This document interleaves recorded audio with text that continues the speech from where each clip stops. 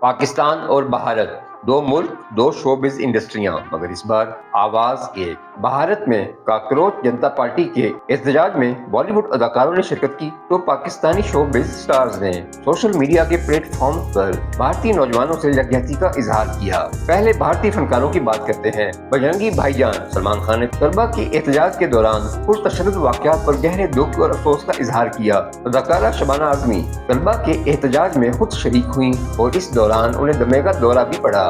اداکارہ عالیہ بھٹ نے social media پر لکھا، طلبہ کی ہمت اور عزم نے مجھے امید دلائی ہے۔ ان کے خوابوں اور ان کے اہل خانہ کی امیدوں کو سلام پیش کرتی ہوں۔ اداکار نصیر الدین شاہ نے ویڈیو بیان میں پولیس کی سخت کارروائی کی شدید مذمت کی۔ کہا، اگر ایک جاہل شخص ملک کی رہنمائی کرے گا تو اس کا دل یہی چاہے گا کہ پورا ملک جاہل اور بے رحم بن جائے۔ چاچی 420 کے اداکار اور سیاستدان کمل ہاسن نے کہا، جس نظام میں پڑھائی کی جگہ کوچنگ اور قابلیت کی جگہ جرم لے لے، وہ نظام گل سڑ چکا ہے۔ سینئر اداکار پرکاش راج نے لکھا، میری خواہش تھی کہ کئی بڑے اداکار بھی اپنی آواز اس مقصد کے لیے استعمال کرتے، لیکن انہوں نے ایسا نہیں کیا۔ گلوکار اور اداکار دلجیت دوسانجھ نے طلبہ کے ساتھ سلوک پر افسوس کا اظہار کیا۔ کہا، عوام کی آواز ہی خدا کی آواز ہے۔ بالی ووڈ اداکار عمران خان احتجاج میں خود شریک ہوئے۔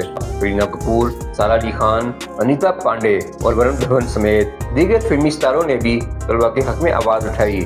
دوسری طرف پاکستانی فنکار ظریف شاہ سلیم، سبینہ فاروق اور اصغر رحمان نے بھی بھارتی طلبہ سے یکجہتی کا اظہار کیا۔